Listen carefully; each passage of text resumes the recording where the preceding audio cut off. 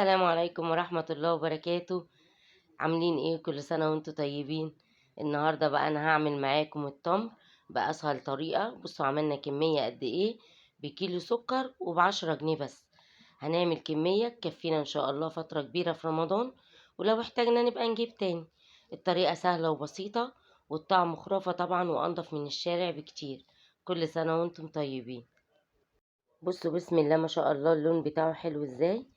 احنا هنا جبنا كيلو سكر بس، هنستخدم كيلو سكر وعليه حاجة كده اسمها تركيبة تمر، بنجيبها من العطار. هي التركيبة اللي انا بوريها لكم دي دلوقتي.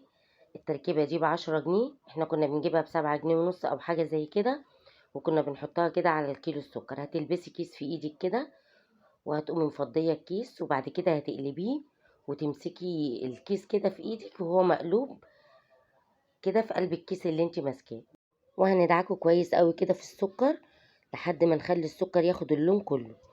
بصوا كده، هي التركيبة دي على فكرة انا ممكن اعملها في البيت، بس انا بستسهل وبجيبها كده جاهزة من عند العطار.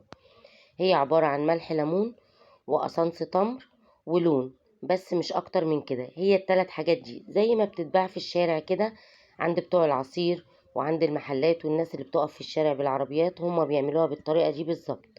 بصوا كده، هندعك بقى فيه كده، والكيس اللي احنا ماسكينه في ايدينا دوت هنخليه نفضي منه كل اللون عشان اللون بيبقى لازق فيه.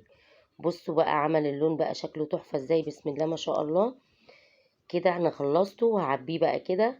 بصوا عمل معايا كمية قد ايه، الكمية كبيرة وهتقعد معاكي كتير. يا دوبك هتاخدي بس معلقتين صغيرين على كل كوباية. طبعا هتحطي سكر كده على حسب الرغبة، هتحطي بقى معلقتين صغيرين بس مش اكتر زي ما انتوا شايفين كده. وبعد كده هتزوديها بقى المية والتلج بتاعك زي ما انت حابة.